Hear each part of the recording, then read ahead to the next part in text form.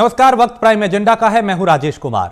उत्तर प्रदेश का विधानसभा चुनाव इस बार काफी दिलचस्प रहने वाला है और जहां एक तरफ मुख्यमंत्री योगी आदित्यनाथ का काम और प्रधानमंत्री नरेंद्र मोदी के नाम से चुनावी जंग होगी, वहीं विपक्ष में बढ़ती फूट भी बीजेपी को फायदा पहुंचा सकती है। प्रधानमंत्री ने तो यह कह दिया कि प्रदेश में काम हो रहा है। यूपी की धरती पर प्रधानमंत्री का एक्टिव होना विपक्ष की मुश्किलें बढ़ाता दिखा रहा है और लगातार प्रधानमंत्री मोदी मुख्यमंत्री योगी आदित्यनाथ के नाम पर वोट मांगते दिखाई दे रहे हैं और चुनाव सामने है, दिग्गज मैदान में है। यूपी चुनाव का सबसे बड़ा चेहरा प्रधानमंत्री नरेंद्र मोदी हैं। बीते 30 दिन में 9 बड़ी जनसभाएं करके अरबों की सौगात उत्तर प्रदेश को वो दे चुके हैं। आने वाले 8 दिन भी प्रधानमंत्री नरेंद्र मोदी में उत्तर प्रदेश में कई दिन वो बिताएंगे और जातीय समीकरण भी साधे जा रहे हैं। और बड़ी वजह यह भी है कि प्रधानमंत्री खुद पिछड़े वर्ग से आते हैं, यानी विपक्ष जिस समुदाय को एकजुट करने में लगा है उस पर भारतीय जनता पार्टी की भी नजर है। वहीं एकजुट रहने की बात करने वाला विपक्ष में आपस में बंटता हुआ नजर आ रहा है। मुलायम सिंह यादव और आरएसएस प्रमुख मोहन भागवत की मुलाकात के बाद से सियासत गर्मा गई है। कांग्रेस समाजवादी पार्टी को संघवाद बता रही है तो समाजवादी पार्टी कांग्रेस को शिष्टाचार का पाठ पढ़ा रही है। यानी साफ है कि समाजवादी पार्टी और कांग्रेस के बीच बढ़ती दूरियां सत्तारूढ़ पार्टी भारतीय जनता पार्टी को क्या फायदा पहुंचा सकती है।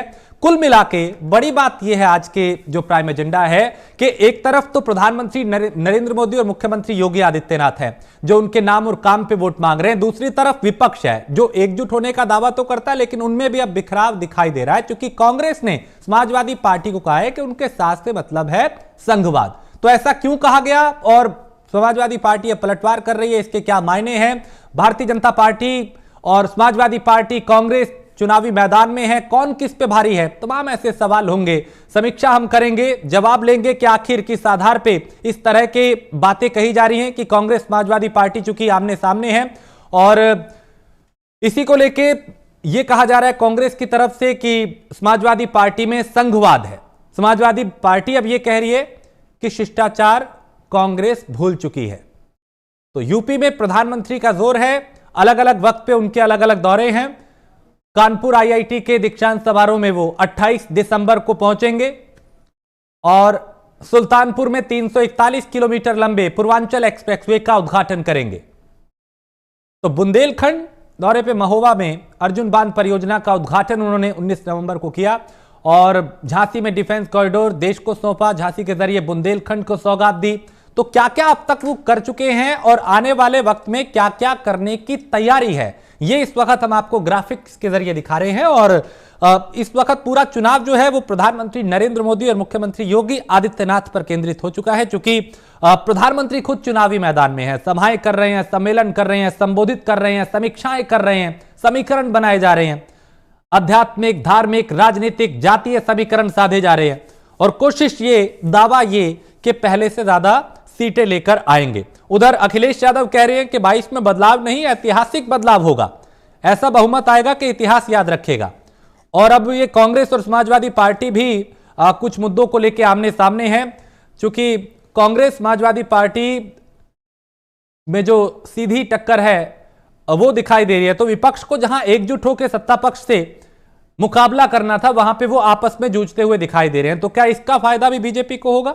एक ये बुनियादी सवाल इन दिनों उत्तर प्रदेश की सियासत में गूंज रहा है।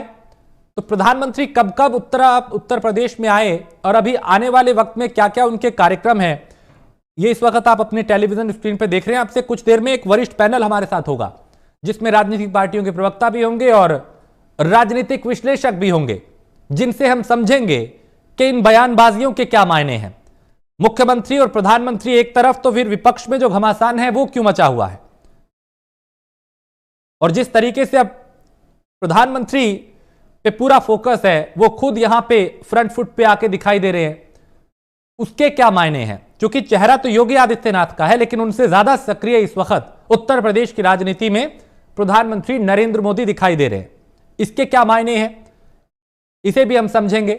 और क्या हो सकता है, क्या मुद्दे रहने वाले हैं, विपक्ष की ये जो आपस में खींचतान है, इसका फायदा किसे होगा, ये तमाम सवाल आज की इस चर्चा में होंगे। एक वरिष्ठ पैनल है हमारे साथ जिसमें कृष्ण मोहन पांडे हैं, प्रवक्ता भारतीय जनता पार्टी के, कपिल श्रीवास्तव है समाजवादी पार्टी के प्रवक्ता, प्रदीप सिंह है प्रवक्ता कांग्रेस और प्रोफेसर डीआर साहू हैं राजनीतिक विश्लेषक है। आप सभी का बहुत स्वागत है। सबसे पहले तो हम कांग्रेस प्रवक्ता का ही रुख करेंगे, प्रदीप जी का। प्रदीप जी, कांग्रेस आखिर ये क्यों कह रही है कि समाजवादी पार्टी के सामने संघवाद है? ये टिप्पणी किस लिए की जा रही है? नहीं, कांग्रेस पार्टी का स्पष्ट मत है कि आज समाजवादी पार्टी जेपी के समाजवाद और लोहिया के समाजवाद को भूल चुकी है। एक नए समाजवाद की तरफ बढ़ रही है। श्री मुलायम सिंह यादव जी के समाजवाद की तरफ बढ़ रही है, श्री अखिलेश यादव जी के समाजवाद की तरफ बढ़ रही है। ये पहली बार नहीं है। आप ये देखिए, इससे पहले भी श्री मुलायम सिंह जी और समाजवादी पार्टी ने कल्याण सिंह जी को अपनी पार्टी में न सिर्फ शामिल किया, उनके बेटे को मंत्री बनाया। कभी स्वतंत्र देव सिंह जी इनके आवास पर जाते हैं, कभी प्रधानमंत्री जी को दोबारा प्रधानमंत्री बनने का आशीर्वाद श्री मुलायम सिंह यादव जी देते हैं। कहीं न कहीं ये समाजवाद जो है समझौतावादी समाजवाद है। ये जेपी का समाजवाद नहीं है, ये लोहिया का समाजवाद नहीं है, कहीं न कहीं समझौतावादी समाजवाद है।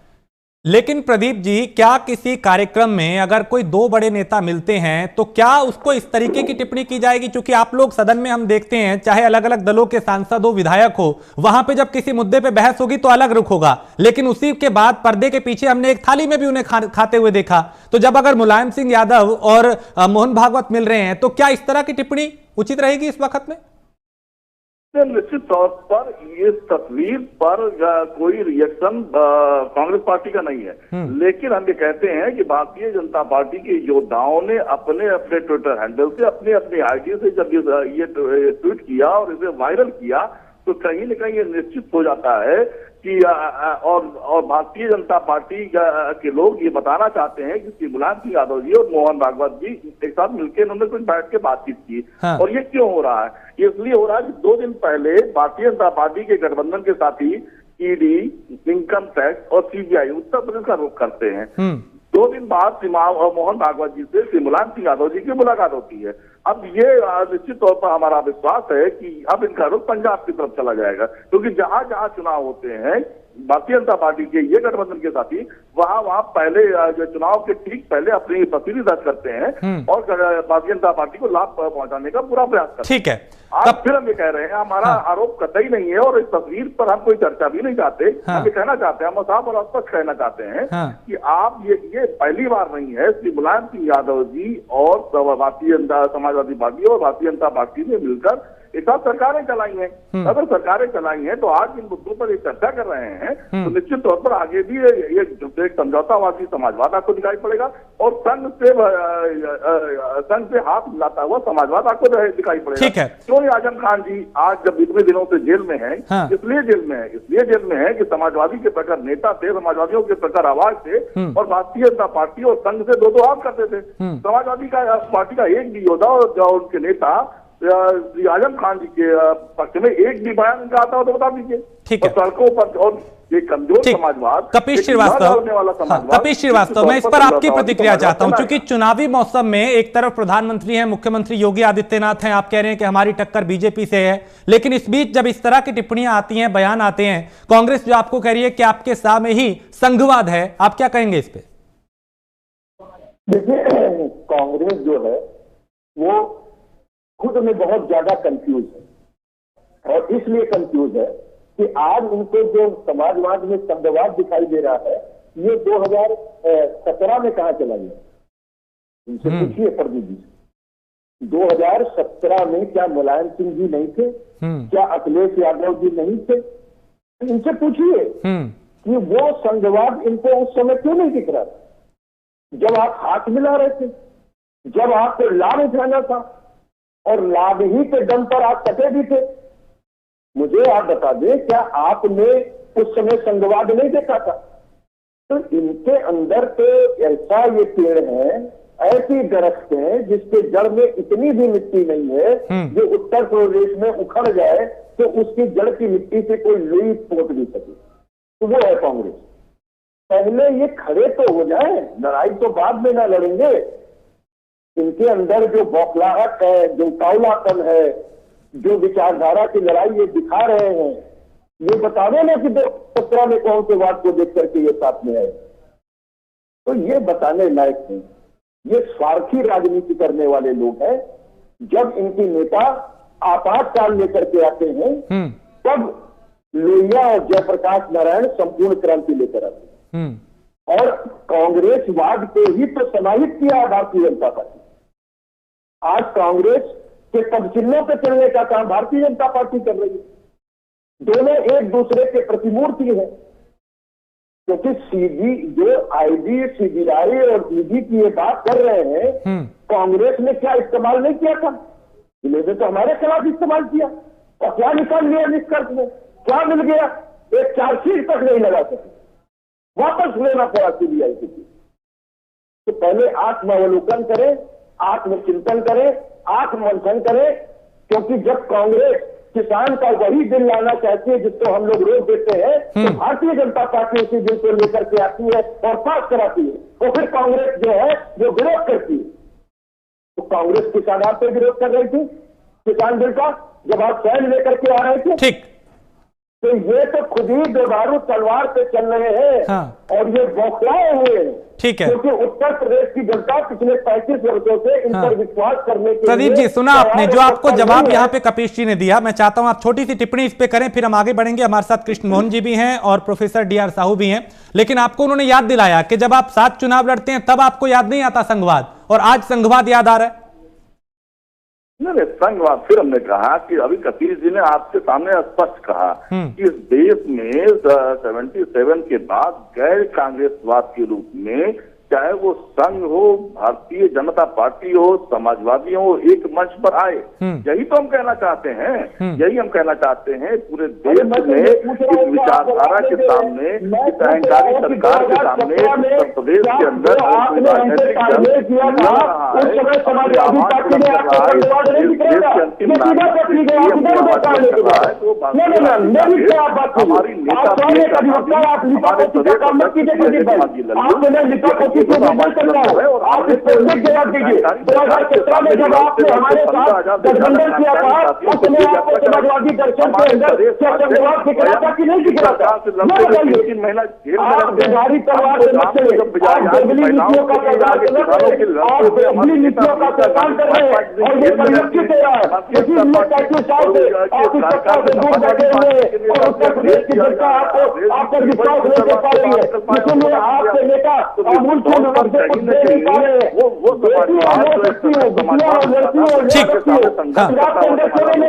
ठीक है, एक एक करके अपनी बात को रखें, एक एक करके अपनी बात को रखें। मैं लौटूंगा आपके पास, लेकिन कृष्ण मोहन जी, चुनाव सामने हैं और विपक्ष को भी आपने देखा, विपक्ष में बिखराव भी दिखाई दे रहा है, लेकिन आप एकजुट दिखाई दे रहे हैं, संगठन एकजुट दिखाई दे रहा है। प्रधानमंत्री और मुख्यमंत्री चुनावी मैदान में हमें दिखाई दे रहे हैं। लेकिन ये जो पिछले कुछ दिनों से मुख्यमंत्री से ज्यादा प्रधानमंत्री उत्तर प्रदेश की राजनीति में सक्रिय हुए हैं, क्या संदेश देने की कोशिश की जा रही है? राजेश जी, मैं थोड़ा समय दीजिएगा, मैं एक एक बातों का मैं जवाब दूंगा जी। सबसे तो पहली बात की मतलब प्रधानमंत्री जी इस उत्तर प्रदेश में ज्यादा सक्रिय देख रहे हैं, क्या संदेश देना चाहते हैं? मैं आपको बता दूं, आदरणीय प्रधानमंत्री जी पूरे देश के प्रधानमंत्री हैं। वो किसी देश के किसी भी कोने में अपनी उपस्थिति दर्ज कर देश के विकास में, उत्तर प्रदेश राज्यों के विकास में अपना सहयोग देने के लिए जो कुछ बेहतर कर सकते हैं उसके लिए प्रयासरत है। क्योंकि उत्तर प्रदेश चुनाव के अपने व्यवस्था में जाने वाला है, 5 वर्ष पूर्ण करने वाला है, तो ढेर सारी ऐसी परियोजनाएं हैं, ढेर सारी ऐसी योजनाएं जो उत्तर प्रदेश सरकार पूर्ण कर चुकी है। और चूंकि हर परियोजना में सेंट्रल गवर्नमेंट का और उत्तर प्रदेश की अपनी हिस्सेदारी होती है, क्योंकि प्रधानमंत्री जी का जितनी भी परियोजनाएं पूर्ण हुई है उसमें उन्होंने उसका शिलान्यास किया था। तो ऐसा भारतीय जनता पार्टी का मानना है कि जिस व्यक्ति ने यदि शिलान्यास किया तो उसका उद्घाटन दूसरे का हाथ से हो। तो भारतीय जनता पार्टी ये कार्य करा रही है। तो उत्तर प्रदेश में अधिक से अधिक उद्घाटन हो रहे हैं, 5 वर्षों में इतना विकास हुआ है, उन विकास का उद्घाटन किया जा रहा है। रही बात, हमारे कांग्रेस के मित्र ने कहा कि संघ और समाजवादी विचारधारा 1970 के बाद एक रहता है। मैं आप अपने मित्र को बता दूं कि संघ कोई राजनीतिक दल नहीं है, संघ कोई भारतीय जनता संघ कोई राजनीतिक दल नहीं जो चुनाव लड़ती है। संघ एक शुद्ध रूप से सांस्कृतिक संगठन है जो भारतीय परंपराओं के, भारतीय मूल्य के, भारतीय आदर्श के, भारतीय संस्कृति के, भारतीय सभ्यता के, जीवन पद्धति की, एकल परिवार संयुक्त परिवार की बात करती है और हिंदुत्व की बात करती है। इस देश में आपको मैं एक छोटा सा उदाहरण देना चाहूंगा। सुप्रीम कोर्ट में एक केस दर्ज हुआ, केस एक फाइल की गई थी, Manohar Joseph versus Union of India. उस केस में जो आदेश आया उसमें हिंदुत्व क्या है इस बात को चर्चा कर लेनी चाहिए, देख लेना चाहिए। और उसी केस के जो परिणति हुई उसी पे राष्ट्रीय स्वयंसेवक चलता है। राष्ट्रीय स्वयंसेवक संघ कोई राजनीतिक दल नहीं है। दूसरी बात, एक जो बार बार प्रधानमंत्री जी क्यों आ रहा है, तो उत्तर प्रदेश में इतनी विकास योजनाएं, इतनी परियोजनाएं हैं कि प्रधानमंत्री जी को बुलाकर उद्घाटन किया जा रहा है। उसका किसी भी राजनीतिक दल को इसमें कोई राजनीतिक निहितार्थ निकालने की आवश्यकता नहीं है। भारतीय जनता पार्टी शुद्ध रूप से जितने उत्तर प्रदेश में विकास है, उन विकास परियोजनाओं का उद्घाटन और शिलान्यास जो हो रहा है अभी प्रधानमंत्री जी के द्वारा हो रहा है, और होना भी चाहिए।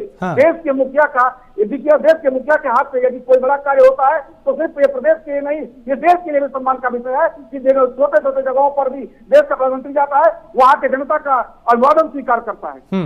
रही बात हमारे मित्र जो इन्होंने कहा कि किसान बिल कांग्रेस लेके आई थी और इसका विरोध कर, सही कहा, किसान बिल के कांग्रेस भी लेके आई थी, परंतु ये लेके इसलिए नहीं आई थी कि किसानों का लाभ करना था, एक दिखावा करना था, एक छलावा करना था। परंतु हम जब सरकार में आए, किसान बिल लेके आए तो इन्होंने विरोध किया। और मैं आपको बता दूं, सिर्फ किसान बिल ही क्यों, आप एनआरसी की बात कर लें, सीए की बात कर लें, इस देश में सबसे ज्यादा विरोध हुआ है तो सीए का हुआ है। परंतु सीए के मैं बता दूं 2001 में यही कांग्रेस ड्राफ्ट लेके आई थी और उसका चेयरमैन जो प्रणब मुखर्जी थे, लालू प्रसाद थे, लालू प्रसाद उसके मेंबर थे, मोतीलाल वोरा उसके, देश के ढेर सारे सांसद उसमें मेंबर थे। और सीए जो आज हमने बनाया है वही सीए कांग्रेस के ड्राफ्ट में था, परंतु इसका विरोध तो क्या कांग्रेस करती है। कांग्रेस वास्तव में, कपिल जी ने कहा, कांग्रेस कंफ्यूज है और कांग्रेस का नेतृत्व कंफ्यूज है कि उसे करना क्या है। इस देश में जो भी विकास परियोजनाएं हैं आप लेके आइए, कांग्रेस एक बार उसका समर्थन करती है और बाद में उसी का विरोध करती है। कांग्रेस स्वयं लेके आएगी, बाद में उसका विरोध करती है। और रही बात मैं जो इस पर चर्चा बार बार हो रही है कि आदरणीय मुलायम सिंह जी मोहन भागवत जी के साथ बैठ गए तो ये बुरा हो गया। जी क्यों नहीं बात करे, कोई व्यक्ति राजनीतिक शिष्टाचार है, किसी के साथ बैठ सकता है, क्या हमेशा 24 घंटे राजनीतिक जीवन तो है नहीं। ठीक है, किसी के साथ बैठना, किसी के साथ, ठीक है कृष्ण मोहन जी, आपकी बात आ गई। ठीक है प्रोफेसर साहब, मैं आपसे जानना चाहूंगा, चूंकि राजनीतिक पार्टियों के जब प्रवक्ता आपस में बात करते हैं या तर्क देते हैं तो उनके अपने अपने अपना इरादा होता है, अपना वादा होता है, अपना तरीका होता है, लेकिन मैं आपसे समझना चाहूंगा कि एक तरफ तो प्रधानमंत्री नरेंद्र मोदी और मुख्यमंत्री योगी आदित्यनाथ हैं यूपी चुनाव में, दूसरी तरफ विपक्ष में बिखराव दिखाई दे रहा है। किस ओर जा रही है उत्तर प्रदेश की राजनीति? देखिए, उत्तर प्रदेश की राजनीति का जो माहौल है अब सबके सामने है। हर कोई राजनीतिक दल सत्ता में आना चाहते हैं और जो अभी मौजूदा जो सरकार में है राजनीतिक दल भारतीय जनता पार्टी, वो चाहते हैं कि दोबारा रिटेन करे अपनी सीट को और अपनी सरकार को बनाए। तो ये एक प्रक्रिया है। इस प्रक्रिया में हर कोई कोशिश करता है कि अपनी अपनी उपलब्धि, अपनी अपनी अच्छाई और अपनी अपनी जो कमियां है उसको नजरअंदाज करते हैं, अच्छाई की बात करें। बात ये नहीं है, बात ये है कि जो हर कोई राजनीतिक दल जब भी कोई आते हैं, कोई ऐसा है कि आपने देखा होगा, politics is all about power, शक्ति। Power means capturing the power, सभी की एक लक्ष्य है। हर कोई चाहता है कि हमको सत्ता और शक्ति मिले। तो ये जो सत्ता और शक्ति है, हमारी मतदान व्यवहार है, उसकी आधार पे जो चुनाव की प्रक्रिया है, उस चुनाव हमारी एक वैधता देता है कि भाई हम लोग इसमें फिर दोबारा आए। तो ये जो प्रक्रिया है, इस प्रक्रिया में हर कोई आज की तारीख में जो विचारधाराएं हैं, जैसे कि हमारे कोई पूर्व वक्ता ने कहा आरएसएस एक सांस्कृतिक संगठन है, हम सभी जानते हैं कि आरएसएस एक सांस्कृतिक संगठन है, लेकिन आरएसएस भारतीय जनता पार्टी के लिए एक बैकबोन है। तो इसी तरह से आपने देखा होगा भारत की कांग्रेस पार्टी राष्ट्रवाद को लेके, नेशनल इंडिपेंडेंस को लेके, आजादी को लेके बहुत दिन तक सत्ता में रहे और वो कहे कि भाई हमने आजादी दिलाया। इसी तरह से आपने देखा होगा लोहिया और जेपी के आधार पे एक समाजवाद की जो बात हुई थी, उसकी भी लोगों ने ये कहा कि भाई ये बदल गया है। बात वो नहीं है, ये जो छोटी छोटी बातें हैं उसमें मेरे को लगता है कि एक आइडियोलॉजिकल वैक्यूम हो रहा है। ये जो विचारधारा की खालीपन, और ये केवल एक राजनीतिक दल के लिए है, हर राजनीतिक दल इसके शिकार हो रहे हैं और राजनीतिक सत्ता और शक्ति के लिए हर तरह की हथकंडे अपना रहे हैं और एक कन्वीनियंस पॉलिटिक्स जिसको हम लोग कहते हैं, सहूलियत की राजनीति, और किसी तरह से हम सत्ता में आए, ये हर कोई कर रहा है, इसमें कोई दोराई नहीं है। मैं किसी को इसमें भारतीय जनता पार्टी की बात करूंगा तो उसमें भी आप देख सकते हैं, कांग्रेस को देखेंगे तो कांग्रेस भी कर सकता है, समाजवादी पार्टी की बात करें। बात यह है कि अब जो उत्तर प्रदेश में मौजूदा सरकार है वो अब अपनी बेनिफिट्स, अपनी जो लाभ, जो भी काम किए हैं विकास के किनारे। इसी तरह से 2017 में आपने देखा होगा जब चुनाव हुआ था तो इसी तरह से अखिलेश जी अपने सरकार के सारे गिना रहे थे, लेकिन उल्टा पड़ा। तो उसमें ये देखा कि पूरी बहुमत से आ गए। अब बात यह है कि प्रधानमंत्री जी का आना, सरकार उनकी है और सरकार हर समय ये कहते हैं कि डबल इंजन सरकार है और योगी जी यहाँ के सरकार के नेतृत्व कर रहे हैं। तो कहीं ना कहीं उत्तर प्रदेश में इस तरह के चुनाव में इनका आना स्वाभाविक है। हाँ। और जहां तक ये जो कॉन्स्पिरेसी की बात कर रहे हैं, लोगों की बात हो रही है कि मुलायम सिंह जी क्यों गए, उस अटकले में हम तो जाना नहीं चाहते हैं। ये शिष्टाचार भेंट हो सकता है कि स्ट्रैटेजी के तहत हो सकता है कि ईडी की छापा पड़े थे तो इसलिए वो किसी माध्यम से इस बात को लेने के लिए कह रहे होंगे। ये बात हम नहीं कह सकते क्योंकि हमको पता ही नहीं है। बात यह है कि जो इस तरह की प्रक्रिया है 2017 में आपने देखा होगा कांग्रेस और समाजवादी पार्टी का समर्थन है। अब ऐसा है कि इस तरह की बातें, तो बात यह कि हर कोई, इवन राजभर को आप देखिए। हाँ। राजभर जी जो भारतीय जनता पार्टी के साथ थे, अब वो उनके साथ किस तरह से व्यवहार कर रहे हैं और किस तरह की बातें हो रही है।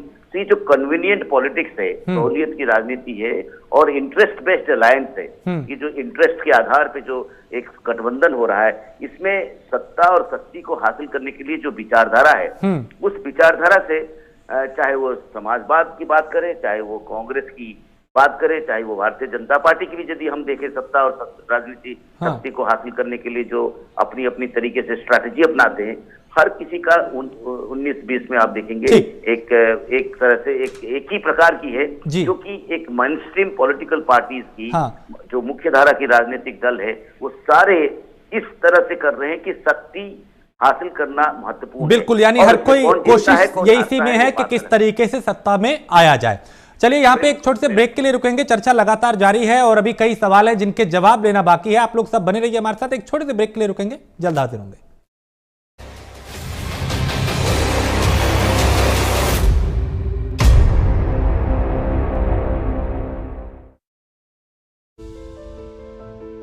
उत्तर प्रदेश सरकार कोविड-19 के संक्रमण से मृतकों के आश्रितों को 50,000 रुपए की अनुग्रह राशि प्रदान कर रही है। अनुग्रह सहायता राशि के लिए आश्रित अपने जिले के कलेक्ट्रेट स्थित कार्यालय में ऑफलाइन या राहत आयुक्त कार्यालय की वेबसाइट rahat.up.nic.in पर ऑनलाइन आवेदन कर सकते हैं। आश्रित कोविड से मृत्यु का प्रमाण, मृत्यु प्रमाण पत्र और बैंक पासबुक की कॉपी के साथ आवेदन कर सकता है। अधिक जानकारी के लिए rahat.up.nic.in पर लॉगिन करें या राज्य स्तरीय राहत कंट्रोल रूम हेल्पलाइन 1070 पर कॉल करें। हर मुश्किल में साथ, संवेदनशील सरकार। खुदी को आजमाया है तो ये अंदाज आया है, खुदी को आजमाया है तो ये अंदाज। तुम में भी मैं हूँ, शुद्ध प्लस पान मसाला। खास जड़ी बूटियों से बना पेट सफा आयुर्वेदिक चूर्ण आज ही ले आए। पेट सफा पहली रात से ही असर दिखाता है और इसकी आदत भी नहीं पड़ती। पेट सफा, हर रोग दफा। जब पशुओं को मिलेगा प्यार और कपिला पशु आहार तो दूध बहेगा, मुनाफा बढ़ेगा। सर्वोकॉन 25 सालों के भरोसे के साथ भारत के सबसे बड़े सर्वो वोल्टेज स्टेबलाइजर निर्माता। सर्वोकॉन रखे सब कंट्रोल में। 2025 में जब ये हमारा राज्य जब ये 25 वर्ष का होगा, हम सब की जिम्मेदारी है कि वो नंबर 1 का उत्तराखंड हो। 19-20 के फेर में ये दुनिया 25 की सोचने वाले हमने कनेक्टिविटी को विकास का मूल मानकर कार्य किया है। इसी का नतीजा है आज उत्तराखंड पर्यटन के मानचित्र पर और अधिक मजबूती के साथ अपनी सदानत छवि को उकेर रहा है। हर क्षेत्र में हम हो आगे, उत्तराखंड हो नंबर 1, मेरा उत्तराखंड हो नंबर 1।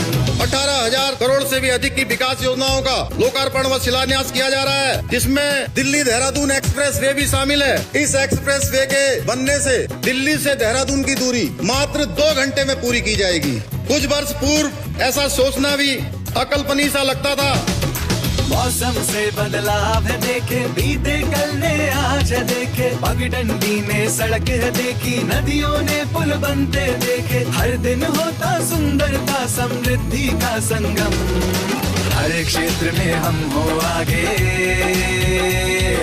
उत्तराखंड हो नंबर 1, उत्तराखंड हो नंबर 1। जितना भी समय हमारे पास है उस समय का हम एक एक पल और एक एक क्षण उत्तराखंड की 1,25,00,000 जनता को समर्पित कर दिया। हमने इन 4-4.5 महीने के कालखंड में 500 से भी अधिक निर्णय कर दिए। अधिकांश की हमने जो है शासनादेश निकाल दिए। नई दिशा अब नई डगर है, ना मन में कोई अगर मगर है। दृढ़ निश्चय की अगुवाई में एक लक्ष्य पर सबकी नजर है। असंभव को संभव करते वो रखते हैं दम। हर क्षेत्र में हम हो आगे, उत्तराखंड हो नंबर 1, उत्तराखंड हो नंबर 1। सूचना एवं लोक संपर्क विभाग उत्तराखंड द्वारा जनहित में जारी।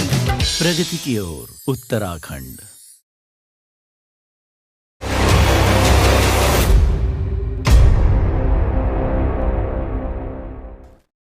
ब्रेक के बाद आपका स्वागत है। आज की चर्चा का मुद्दा यह है कि उत्तर प्रदेश में चूंकि चुनाव सामने है और चुनाव से पहले हर दल की पूरी तैयारियां हैं, लेकिन इस बीच एक तरफ तो हमें प्रधानमंत्री नरेंद्र मोदी और मुख्यमंत्री योगी आदित्यनाथ दिखाई दे रहे हैं और दूसरी तरफ विपक्षी खेमा जो है उसमें फूट दिखाई दे रही है। कपिल श्रीवास्तव, ऐसे वक्त में जब सामने चुनौती बड़ी है, जिस वक्त एकजुट होने की जरूरत थी, उस वक्त अगर आप लोग आपस में खींचतान करेंगे तो आपको नहीं लगता कि इसका फायदा कहीं ना कहीं सत्ता पक्ष को होगा?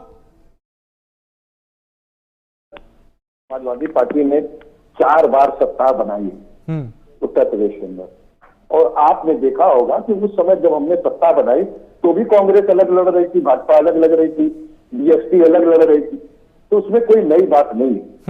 कांग्रेस तो बौखलाहट में, कांग्रेस का कुछ है नहीं जनाधार उत्तर प्रदेश के अंदर बचा है। जो एक इनके अंदर उर्वरा होनी चाहिए थी, वो तो 35 साल से जनता इन पर जो है सोच ही नहीं रही है, विचार नहीं कर रही है, विश्वास नहीं कर रही है। तो कांग्रेस को आत्मनिरीक्षण करना चाहिए और दूसरों पर आरोप लगा देने से कांग्रेस सोचे कि खुद में हम मजबूत हो जाएंगे तो नहीं हो पाएगा। पहले आप अपने संगठन को तो देख लीजिए, उत्तर प्रदेश में किस लेवल पे है। क्या बूथ लेवल पे कांग्रेस रह गई है? महानगर और जिले की लेवल पे नहीं रह गई है ठीक से, तो बूथ लेवल पे कहां से आएगी? तो पहले तो इनको अपने ऊपर विचार करना चाहिए। तो ये समाजवादी पार्टी के संघवाद को देख रहे हैं, और मैं पूछ रहा हूं तो बता ही नहीं पा रहे हैं कि 2017 में वो संघवाद था कि नहीं था, क्योंकि आदरणीय मुलायम सिंह यादव उस समय भी थे और आज भी हैं, और अखिलेश सिंह यादव उस समय भी थे और आज भी हैं। तो वो बता नहीं पा रहे हैं, वो इधर उधर कन्नी काट के भाग जा रहे हैं। लेकिन हम तो एक बात सीधी सी कह रहे हैं कि देखिए, विपक्ष की एकता का जहां तक आप प्रश्न देख रहे हैं तो सबल है समाजवादी पार्टी। अभी आपने एटा और मैनपुरी की रैलियां देखी होंगी, अद्भुत रैलियां थी। भारतीय जनता पार्टी की 5 रैलियां मिला दें तो उतनी भीड़ इकट्ठा नहीं हो सकती है जितना पलट के लोग आ रहे हैं, और वो कन्वर्ट भी होंगे, क्योंकि ठगे गए हैं भारतीय जनता पार्टी से। इनके संकल्प पत्र का एक वादा पूरा नहीं है, और किसान जिस तरीके से लूटा गया है, किसान को बर्बाद किया गया है, किसान की हत्या की गई है, किसानों को बैठा करके अभी अधूरी तपस्या में 756 किसानों को शहीद करा दिया नरेंद्र मोदी जी की अहंकारवादी सरकार ने। तो इस अहंकारवादी सरकार को सोचना है कि कैसे उखाड़ के फेंकना है। ये प्रदेश की जनता के पास विकल्प है उत्तर प्रदेश में, क्योंकि 4 बार हमने सत्ता बना करके दी है और एक विकास परक सरकार हमने 2012 से 2017 में चलाई। हमारे पास विजन है, हमारे पास काम करने का ढंग है, हमारे पास संगठन है। तो हमें किसी कांग्रेस की आवश्यकता नहीं है, ना बहुजन समाजवादी पार्टी की आवश्यकता। ठीक है, लेकिन हमने माइक्रो मैनेजमेंट किया है। हमने क्षेत्रीय छत्रक की पार्टियों से, जो कि समाजवादी विचारधारा से तालमेल रखने वाली पार्टियां हैं, आज उनके साथ हम जा रहे हैं चुनाव के बीच में, और जो मत फड़का हो सकता था उसको हम लोगों ने संलयन करने का काम किया है, जिसका परिणाम आप 2022 में। ठीक है, जवाब मैं लूंगा प्रदीप जी से, लेकिन उससे पहले कृष्ण मोहन पांडे कुछ कहना चाह रहे हैं। कृष्ण जी। जी, अभी कपिल जी कह रहे थे कि बीजेपी 4 बार इन्होंने सरकार बनाई है, और आदरणीय अखिलेश जी की जो रैलियां आ रही है उसमें 5 बीजेपी की रैली इकट्ठा करने पर इनकी एक रैली होगी। तो आप ये वही उत्तर प्रदेश है जो आपको देखने जा रहा है कि यही वो अखिलेश जी हैं जो उत्तर प्रदेश में मुजफ्फरनगर कराते थे, कैराना कराते थे, जो उत्तर प्रदेश से लोग घर छोड़ के पलायन करते थे। मुजफ्फरनगर दंगे का आरोपी आपका है, और नंबर आपका है, का है, उसमें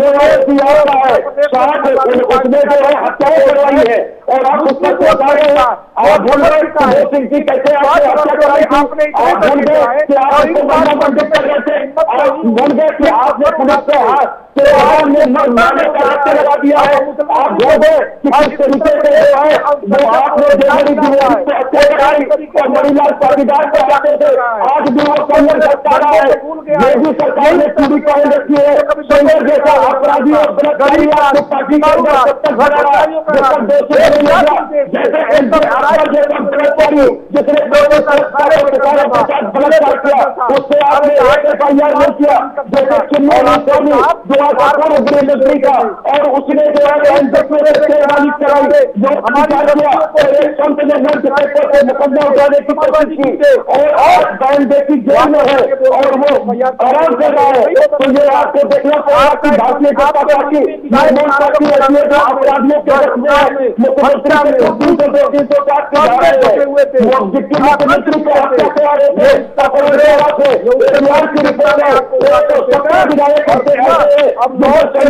एक एक करके देखिए, एक एक करके, ऐसे नहीं देखिए। आप अपनी बात कह चुके हैं, देखिए एक सेकंड, एक एक करके दोनों जब बोलेंगे तो दर्शक का वक्त जाया होगा। आप एक एक करके अपनी बात को रखें। एक सेकंड, मैं दोनों को रोकूंगा, एक सेकंड, एक एक करके देखिए अपनी बात को रखें, दर्शक आसानी से समझ पाएंगे। हाँ राजेश जी, कपिल जी ने कहा कि हमारे पास संगठन है। हाँ, संगठन है आपके पास, वो संगठन है, एक गिरोह है आपके पास, संगठन नहीं गिरोह है और वो गिरोह का कितने अपराधी है इस पार्टी में,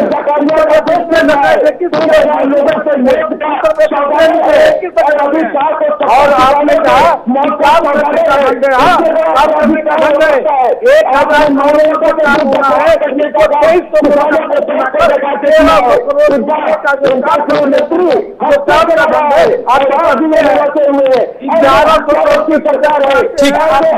आप दोनों की बात आ गई, आप दोनों की बात आ गई। व्यक्तिगत होने से अच्छा है हम मुद्दे की बात करें और मुद्दे पर ही बात करें। एक सेकंड, मैं आप दोनों को रोकूंगा। प्रदीप जी, आपसे मैं ये जानना चाहता हूं कि आपका मुकाबला चूंकि भारतीय जनता पार्टी से है या समाजवादी पार्टी से है, चूंकि ऐसे वक्त में जब यहां पे सत्ता पक्ष से मजबूती से आपको चुनौती मिल रही है और चुनौती आप लोगों को देनी है, उस वक्त में आप एक दूसरे की टांग खींच रहे हैं, टीका टिप्पणी कर रहे हैं, तो मुकाबला बीजेपी से है या कांग्रेस से, समाजवादी पार्टी से आपका? देखिए, भारतीय जनता पार्टी के प्रवक्ता बता रहे हैं कि प्रधानमंत्री जी निश्चित तौर पर प्रधानमंत्री जी प्रदेश में घूम रहे हैं और अब अपनी योजनाओं के बारे में बता रहे हैं। हम पूछना चाहते हैं, प्रधानमंत्री जब उत्तर प्रदेश की धरती पे जनसभाएं कर रहे हैं तो लोगों ने, बेरोजगार नौजवानों ने सोचा था कि प्रधानमंत्री जी बताएंगे कि उत्तर प्रदेश सरकार जब बनी तो उसका संकल्प पत्र क्या था। 70 लाख नौकरियां देने का वायदा था, 4 लाख नौकरियां देने की बात सरकार ने कबूली और RTI जब लगाई गई तो 4 लाख नौकरियां कहां मिली, किसको मिली, किसी को पता तक नहीं। एक लेखपाल की का विज्ञापन मुख्यमंत्री जी अपने किताब में दिखाते हैं कि तो ये लेखपाल है जिसको भारतीय जनता पार्टी की सरकार में नौकरी मिली है और वो लेखपाल की भर्ती भारतीय जनता पार्टी की सरकार में हुई ही नहीं। अब आप बात करें, जब प्रधानमंत्री जी यहाँ आए तो ये माना गया था गन्ना किसानों पे भी कुछ बोलेंगे, किसानों की तमाम बातों पे बोले थे, तो गन्ना किसानों पे जरूर बोलेंगे। 3 काले कानूनों को तो उन्होंने पूरी ताकत से लगाने का प्रयास किया। जब पूरे देश के किसान आंदोलित हुए तो उन्होंने क्षमा मांगते हुए वो काले कानून वापस लिए, लेकिन गन्ना किसानों का भुगतान आज भी नहीं हो पाया और प्रधानमंत्री जी इस पर एक लफ्ज नहीं बोले। प्रधानमंत्री जी लगातार आप बताइए क्या कानून व्यवस्था पे बात करते हैं और गृह राज्य मंत्री, एक गुंडा गृह राज्य मंत्री केनी महाराज आज भी गिरफ्तार नहीं हो पाया है और उत्तर प्रदेश की पुलिस उसके गिरफ्तार तक नहीं पहुंच पाई और आप योगी सरकार का वो बुलडोजर जो अपराधियों की तरफ मूव करता था वो केनी महाराज तक नहीं पहुंच पाया। प्रधानमंत्री जी इस पर भी नहीं बोलते, मुख्यमंत्री जी इस पर भी नहीं बोलते। समाजवादियों की बात कर रहे हैं, समाजवादी लगातार समाजवादियों ने कहा कि हमारी सरकारों में हमने विकास के वादे किए थे, हमने आपकी सरकारों में भी लगातार अपराध बढ़ता रहा, अपराध का ग्राफ आपकी भी सरकारों में बढ़ा। और इतना ही नहीं, आपकी सरकारों में किस तरीके से थानों पर समाजवादियों का कब्जा होता था, ये पूरे देश ने देखा। और वही इसलिए आज भारतीय जनता पार्टी की सरकार में हो रही है। भारतीय जनता, उस समय किसी एक बिरादरी के लोग बैठते थे, आज थानों पर दूसरी बिरादरी के लोग बैठ रहे हैं। आज ये कहा जा सकता है कि उत्तर प्रदेश के अंदर आता है कब्जा करने वालों के घर पर रही है और आपकी हिम्मत है कि कब्जा कर सके उत्तर प्रदेश में 80% थानों में सक्रिय फुटबॉल बैठे हुए हैं और सब के सब कोई पंडित जी, कोई दलित, कोई बैकवर्ड, ठीक है प्रदीप जी, आपने जो बातें कही और जो आरोप लगाए, जो सवाल उठाए, ये सारी चीजें उसी पे टिप्पणी होंगी और विकास कृष्ण मोहन जी कर रहे हैं। और इस अहंकारी सरकार से कोई लड़ता नजर आया है तो सिर्फ भारतीय राष्ट्रीय कांग्रेस होती नजर आई है, हमारी नेता प्रियंका गांधी होती नजर आई है। और चाहे किसानों के मुद्दों को हो, चाहे महिलाओं के मुद्दे को, चाहे बेरोजगार नौजवानों के मुद्दे, नहीं, महिलाओं के मुद्दे को हर कोई उठा रहा है। प्रियंका गांधी भी बात कर रही है महिलाओं की, भारतीय जनता पार्टी भी कर रही है और समाजवादी पार्टी भी कर रही है। कृष्ण मोहन जी, आप कुछ कह रहे हैं? मैं प्रोफेसर साहब फिर आपके पास आ रहा हूँ। कृष्ण मोहन पांडे, मैं अपने कांग्रेसी मित्र को इन्होंने कहा कि भर्तियां ही नहीं हुई साहब, 1 लाख की तो भर्ती सिर्फ शिक्षक भर्ती हुई है जो उत्तर प्रदेश का जानता है, तो अब आप भी जानते हैं कि 1 लाख की तो शिक्षक भर्ती हुई है। और सुनिए दूसरा, उसके बाद पुलिस भर्ती लगभग 1 लाख मैं इसको छोड़ता हूँ आपका बोला। और आज तक अपराधी गिरफ्तार नहीं हुए। अब मैं बोलूं, अच्छा दूसरी बात, आपने कहा नौकरियां कहाँ है, तो मैं अपने मित्र से पूछना चाहता हूं कि क्या सरकारी नौकरी ही रोजगार के मानक है क्या? यदि सरकारी नौकरी ही रोजगार के मानक है तो मैं कहता हूं कि देश का अंबानी भी बेरोजगार है क्योंकि वो भी प्राइवेट का काम करते हैं। तीसरी बात, इन्होंने कहा गन्ना किसानों का भुगतान में वो 95% गन्ना किसानों का भुगतान हो चुका है और अभी वर्तमान में जो नया अनुपूरक सारे के सारे हम लोग भुगतान करने जा रहे हैं। इस प्रदेश में गन्ना चीनी मिलों को बंद करने का काम सपा बसपा और कांग्रेस की सरकारों ने किया। यह उत्तर प्रदेश में लगभग 27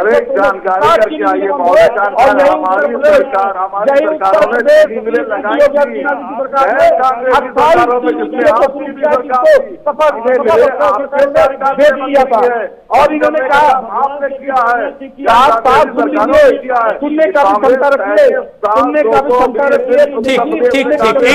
एक एक करके अपनी बात रखिए, एक एक करके अपनी बात। इन्होंने कहा कि केली को गिरफ्तार नहीं किया, केली को गिरफ्तार नहीं किया साहब, जिस दिन ये घटना हुई उसी दिन अजय मिश्र केली के बेटे पर एफआईआर हुआ और उसको गिरफ्तार किया गया और 120 का मुकदमा केली जी पर। ठीक है, आप तीनों की बात आ गई। 1 सेकंड मैं रोकूंगा आपको। प्रोफेसर साहब, आपकी सरकार में प्रोफेसर डीआर साहू की आवाज उठाएं। प्रोफेसर साहब, सरकार में ठीक किसान नेताओं पर गोलियां चलवाई गई और जिन लोगों ने गोली चलाई उनको केंद्र में मंत्री बनाने का काम इंदिरा गांधी ने किया, राजीव गांधी ने किया, आपके प्रियंका गांधी, आपकी सोनिया गांधी ने किया। इस देश के सिखों पर टायर डालकर जला दिया गया और जो लोग जलाए गए उनको केंद्रीय मंत्री बनाने का काम कांग्रेस ने किया है। कैबिनेट भूल गया, भूल गया है या पंजाब भूल गया है। और आपने कहा कि साहब महिलाओं के सुरक्षा की बात करते हैं। अभी 2 दिन पहले कर्नाटक के विधायक ने कहा कि यदि आप रेप को रोक नहीं सकते हैं तो लेट कर बता लीजिए। मानी चाहिए कांग्रेस को और कांग्रेस को इस देश के महिलाओं को चाहिए। ठीक है प्रोफेसर, मेरी आवाज नहीं जा रही, लेकिन कपिल श्रीवास्तव 1 सेकंड। कपिल श्रीवास्तव, देखिए तू मैं करने से अच्छा है हम मुद्दे की बात करें। मैं ये चाहता हूं, हाँ प्रदीप जी आप कुछ कह रहे हैं, 10 सेकंड आपको, उसके बाद कपिल जी के पास चलेंगे। कर्नाटक के विधायक के बारे में हमारे सारे शीर्ष नेताओं ने उनकी बयान का खंडन किया, हम सभी लोगों ने निंदा की, लेकिन जिस समय वो बयान दे रहे थे उस समय भारतीय जनता पार्टी के विधायक और सभापति महोदय लगाकर हंस रहे थे। भारतीय जनता पार्टी के विधायकों जनता पार्टी कोई कार्रवाई करेगी और आप वापस मुद्दे पे के साथ आप खड़े हैं, महाराज के साथ आप खड़े हैं, इनमें आनंद के साथ आप खड़े हैं, की बेटी के साथ कांग्रेस ठीक है, कपिल श्रीवास्तव, एक सेकंड, कपिल श्रीवास्तव, आप ये बताएं कि 2017 के बाद 2022 में जब चुनाव में आप लोग जा रहे हैं तो एक तरफ देखिए उपलब्धियां हैं, हमें प्रधानमंत्री दिखाई दे रहे हैं चुनावी सभाओं में, आज भी वो यहां पे थे, आने वाले दिनों में भी कई दफा दिखाई देंगे, मुख्यमंत्री का चेहरा है, काम प्रधानमंत्री का, इस तरीके से एक संदेश देने की कोशिश की जा रही है। आप लोग खुद को कहां देख रहे हैं? और 2017 के अलावा अब 22 का जो चुनाव है वो किस ओर जा रहा है? क्या मुद्दे इस बार रहने वाले जिसमें लगता है कि इस पे काम नहीं हुआ जबकि सरकार अपनी पीठ थपथपा रही है? सरकार तो अपनी पीठ थपथपाएगी क्योंकि उनका जो संकल्प पत्र था वो 1 से लेकर 212 नंबर तक के, उनके पीछे तो कुछ चीजें है नहीं। और मैं तो पूछता हूं कि आपके नंबर 1 पर जो पन्ने पर वादा था वही आपने पूरा नहीं किया। किसानों की आय दुगनी करने की आय बताए नहीं, दुगनी कौन सी चीज करते, और आपने लागत तिगुनी कर दी और ऊपर से 756 किसान आपने अधूरी तपस्या में ऊपर भेज दिए। तो वो आपको बताएंगे कि पुनर्वास कैसे कराया जाता है ना। 15 साल ये सत्ता से दूर थे, गिड़गिड़ा करके सत्ता में आए थे कि डबल इंजन की सरकार होगी, चतुर्मुखी विकास करेंगे। अरे चतुर्मुखी खत्म कर दिया, मुर्दों की लाइन लगवा दी, ब्रह्मांड लाल कर दिया फास्फोरस से, और आप कह रहे हैं कि हिंदुओं की लाशों को आपने कुत्ते से नचवाया गंगा जी के घाट पर, नदियों के घाट पर, और प्रशासन को चांडाल बनवा करके इन्होंने बकायदा ये भी सी मशीन लगवा करके शव को छत विच्छत किया, और राम नामी चादर खिंचवाने का काम ये भारतीय जनता पार्टी की सरकार ने किया है, जिसको उत्तर प्रदेश की जनता भूलने वाली नहीं है। आप जब डर लगता है तो आप भगवान के कोने पे जाते हैं, जब आपको डर लगता है तो छद्म राष्ट्रवाद का आवरण ओढ़ने की कोशिश करते हैं, बेरोजगारी पे बात नहीं करते, महंगाई पे बात नहीं करते, नोटबंदी से होने वाले फायदे पर बात नहीं करते, जीएसटी से होने वाले नुकसान पर बात नहीं करते। आप बताइए ना इससे क्या फायदा हो गया। और सबसे बड़ी चीज कि भ्रष्टाचार में लिप्त सरकार है। आज राफेल की जांच उच्च न्यायालय में फ्रांस के अंदर चल रही है, लेकिन भाई भारत की सरकार गजब की है, 118 के सौदा पे 3600 ले रही है और उसके बाद भी सीना ठोक रही है। और तब जबकि सुप्रीम कोर्ट के 4 कॉलेजियम के जज बाहर निकल के आए थे और कहे थे कि हम अपनी आत्मा की आवाज कह रहे हैं और आज नहीं कहेंगे तो आने वाली पीढ़ी हमें माफ नहीं करेगी। हाँ। मोदी सरकार से इस देश के लोकतंत्र और संवैधानिक संस्थाओं को खतरा है। प्रोफेसर डीआर साहू वो दिखाई दे रहा। हाँ, प्रोफेसर डीआर साहू दिखाई दे रहा है, ठीक है, कि किस तरीके से हाँ, प्रोफेसर साहब, क्या विपक्ष जो है उत्तर प्रदेश में प्रदेश के मूड को भाप पा रहा है? क्योंकि हम सामने देखते हैं जब मोदी योगी की जोड़ी दिखाई देती है तो भीड़ भी खूब दिखाई देती है। भीड़ हमें समाजवादी पार्टी की और कांग्रेस की यात्राओं में भी दिखाई दे रही है, लेकिन क्या भीड़ वोट में तब्दील होगी? एक चीज तो ये, दूसरा ये कि क्या विपक्ष यहाँ मूड को भाप पा रहा है, प्रदेश के मूड को?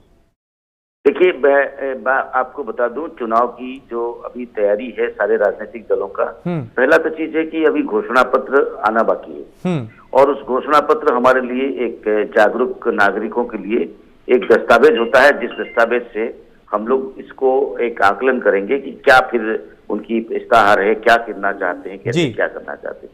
अब विपक्ष की ये भूमिका होनी चाहिए कि जो जैसे कि कुछ राजनीतिक दल कह रहे हैं कि जो विपक्ष में है वो कह रहे हैं कि इनकी वादे पूरे नहीं हुए, तो बात यह है कि जो मुद्दे हैं उस मुद्दों से हम गैर मुद्दों पे चले जाएंगे तो फिर हमारी जो खास तौर पे जो लोकतंत्र प्रजातंत्र का जो एक उद्देश्य है, जो विचारधारा है, जो एक साझेदारी भागीदारी बराबरी की बात है, कल्याणकारी राष्ट्र की जो विचार है, इस सब चीजों में परेशानी होगी। तो मेरा ये मानना है कि भीड़ में तो लोगों का कहना है कि भीड़ वो कांग्रेस में भी जाते हैं और भीड़ भाजपा में जाते हैं, वही भीड़ समाजवादी पार्टी में जाते हैं, ये भी सुना है। अब ये बात तो हम नहीं कह सकते कि कहाँ क्या है, लेकिन ये है कि उस जमाना चला गया है जो भीड़ की राजनीति एक महत्वपूर्ण होता था, अब वो भीड़ की राजनीति में नहीं है। आजकल सारे जो जागरूक नागरिक हैं उनमें बहुत सारे इंफॉर्मेशन है, और ये जो इंफॉर्मेशन है उस सूचनाओं के आधार पे बहुत सारी चीजों में आकलन करने लगे, लेकिन बात वो नहीं है। हाँ। अब राजनीतिक दल जो अब सत्ता में है उसको विपक्ष जो घेरना चाहते हैं वो उनको उस मुद्दों पे लाना चाहते हैं कि आपने जो वादा किया था वो क्या किया। दूसरी बात है, राजनीतिक दल जो सत्ता में है जैसे भारतीय जनता पार्टी, उनको ये जो मैनिफेस्टो में जो अपनी बात रखे थे उसमें क्या पूरा किया, ये एक वाद विवाद की तरह प्रतियोगिता चले और चुनाव में एक आकलन हो, और नागरिक इसी को देखना चाहता है। और कहीं ना कहीं इसमें और एक इम्पोर्टेंट बात है जो कि कोविड मैनेजमेंट है। हाँ। कोविड के जो हेल्थ क्राइसिस और पूरे दुनिया तो इससे प्रभावित था, उससे क्या क्या हुआ, कैसे कैसे तनाव हुआ, किस तरह की प्रबंधन हुआ, इन सभी चीजों को देखा जाए तो आज की तारीख में समाजवादी पार्टी अपने को एक मजबूत विपक्ष के रूप में आगे उभर के आया है, ये बात नहीं है। लेकिन कांग्रेस जैसे मैं देख रहा हूं एक जेंडर के आधार पे महिलाओं को एक सोशल कैटेगरी के रूप में लाने की कोशिश कर रहे हैं, जिसके साथ साथ भारतीय जनता पार्टी एक सरकार में रहते हुए मिशन शक्ति का कार्यक्रम आज की तारीख में प्रयागराज में जो घोषणाएं हुई है, इन सभी घोषणाओं से देख को मिलता है कि इस चुनाव में महिलाओं की मतदान व्यवहार और महिलाओं को रुझान महिलाओं की समर्थन, महिलाओं को इस तरह से झुकाव के लिए कहीं ना कहीं एक बेहतर है, जो कि हम चाहते हैं कि ये हमारे समाज के लिए, सामाजिक विकास के लिए ये एक बहुत ही स्वागत योग्य कदम है, चाहे वो भारतीय जनता पार्टी करे, चाहे वो कांग्रेस पार्टी करे, चाहे वो कोई भी समाजवादी पार्टी करे। तो ये एक थोड़ा सा एक अच्छी एक रणनीति के साथ महिलाओं को अपनी बात करने की प्रयास कर रही है, तो एक प्रक्रिया है। कृष्ण मोहन जी, 2017 के बाद अब 2022 का चुनाव कितना अलग रहने वाला है और क्या योगी आदित्यनाथ का काम और प्रधानमंत्री का नाम बेड़ा पार लगाएगा? उत्तर प्रदेश में आप लोगों का भरोसा है आपको कि आप बहुमत एक बार फिर लाएंगे, क्योंकि विपक्ष तमाम दावे कर रहा है, कमियां गिनवा रहा है कि आपने जो कहा था नहीं किया? मैं आपको बता दूं राजेश जी कि भारतीय जनता पार्टी ने जो वादे किए उसको पूर्ण किए हैं, और उत्तर प्रदेश में जो उत्तम सुशासन, उसी तरह से उत्तर प्रदेश का विकास हो रहा है। मैं उत्तर प्रदेश का जिस तरह से अपने प्रगति पर आगे बढ़ रहा है, मुझे पूर्ण विश्वास है कि उत्तर प्रदेश की जनता पुनः एक बार अपना आशीर्वाद देकर पूज्य योगी आदित्यनाथ जी को अपना बहुमत देकर मुख्यमंत्री बनाने जा रही है। दूसरी बात में हमारे समाजवादी मित्र ने कहा कि किसानों की, अब कांग्रेस के मित्र ने कहा कि क्या किसानों की आय दुगनी हुई? हाँ हुई, क्यों नहीं हुई? आपकी सरकार में 11 रुपये धान खरीदा जाता था और हमारी सरकार में 22.5 रुपये धान खरीदा जा रहा है, और आज के समय में खरीदा जा रहा है। इन्होंने कहा कि क्या किया, दुगना आय किया।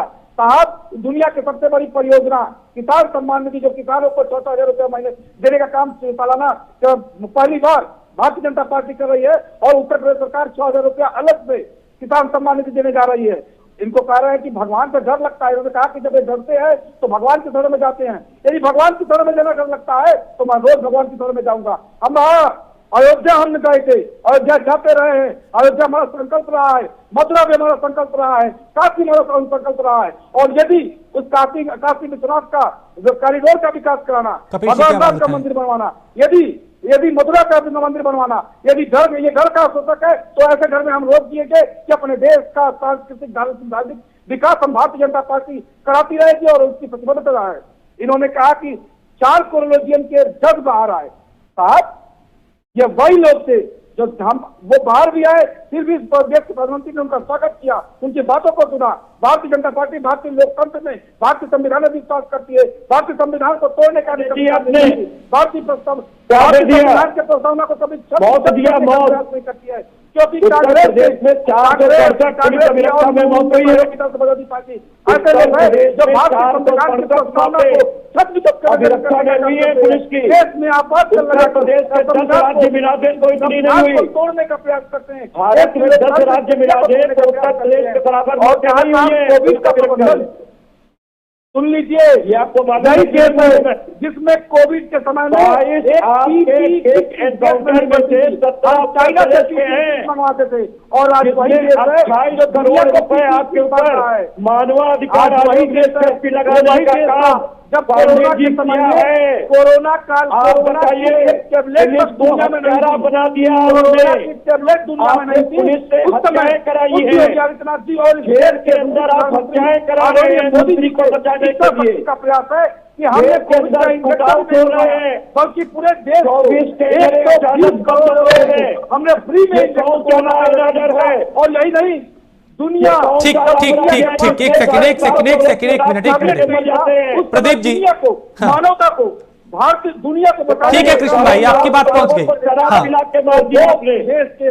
एक सेकंड प्रदीप जी, देखिए अपनी हर दल की रणनीति है। अब महिला वोटर कार्ड जो है वो हर दल खेल रहा है। प्रियंका गांधी ने इसकी शुरुआत की थी और आज हम देख रहे हैं हर तरफ महिलाओं की बात हो रही है, उन्हें सशक्त बनाने की बात की जा रही है, और आज भी कई तरह के कार्यक्रम हुए, प्रधानमंत्री उसमें पहुंचे थे, उन्होंने भी महिला सशक्तिकरण की बात कही। लेकिन 2022 के चुनाव में कांग्रेस खुद को कहां देख रही है? कृष्ण मोहन जी, मैं आ रहा हूं आपके पास, एक सेकंड। 2022 के चुनाव में कांग्रेस खुद को कहां देख रही है? कई दशकों से सत्ता से बाहर, इस बार संघर्ष करती हुई कांग्रेस दिखाई दे रही है। कहां खुद को देख रहे हैं? क्या मुद्दे रहने वाले? तो भाजपा की सरकार, भारतीय जनता पार्टी सरकार में है। प्रदीप जी।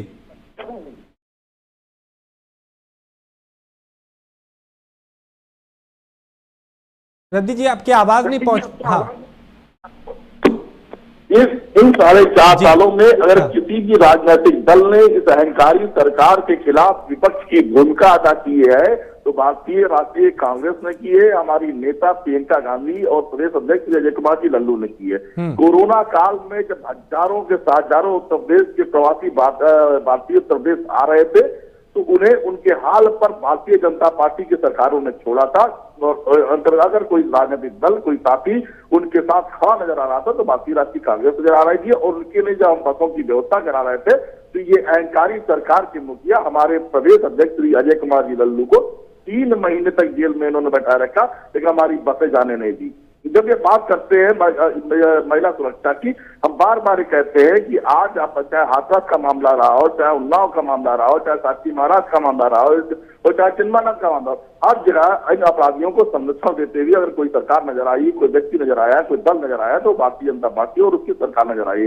जब हम महिला सशक्तिकरण की बात करते हैं तो हम राजनीति में 40% की हिस्सेदारी की बात करते हैं।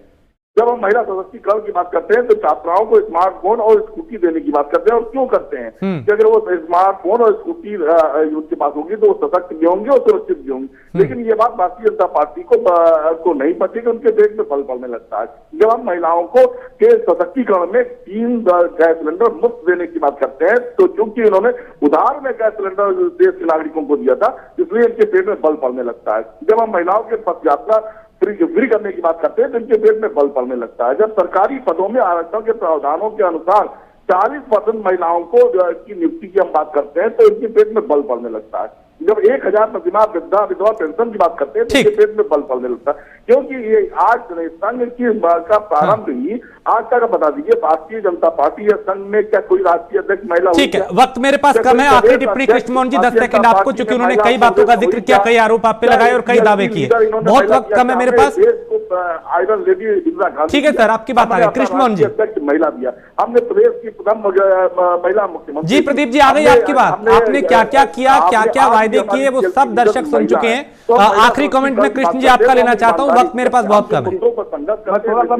मैं प्रदीप जी को पूरी बात का जवाब देना चाहूंगा। प्रदीप जी ने कहा कि प्रवासी आ रहे थे और हम उत्तर प्रदेश सरकार ने सहयोग नहीं किया। साहब, ये प्रवासी कहाँ से आ रहे थे? दिल्ली से आ रहे थे, पंजाब से आ रहे थे, राजस्थान से आ रहे थे। दिल्ली में किसकी सरकार है? पंजाब में किसकी सरकार है? राजस्थान में किसकी सरकार है? आपने जीवन जीने के जो भी उपयोगी साधन हो सकते हैं उन मजदूरों को अपने ठीक है, मजदूरों के नाम पे पहले भी खूब सियासत हुई और कई बार इस पे सवाल भी उठे, जवाब भी दिए गए, लेकिन आज चर्चा का विषय कुछ और था और वक्त इतना ही था। बहुत शुक्रिया कृष्णमोहन पांडे, कपिल श्रीवास्तव, प्रदीप सिंह जी और प्रोफेसर डीआर साहू जी इस चर्चा में शामिल होने के लिए। आप सभी का बहुत शुक्रिया। तो सवाल अब यही है कि एक तरफ मोदी योगी की जोड़ी और दूसरी तरफ विपक्ष में घमासान। उत्तर प्रदेश का जो चुनाव है वो आखिर किस ओर करवट ले रहा है और मतदाता क्या जवाब देगा, ये चुनाव के नतीजे ही तय करेंगे। एक ब्रेक के लिए रुकेंगे, ब्रेक के उस पार कुछ और खबरें।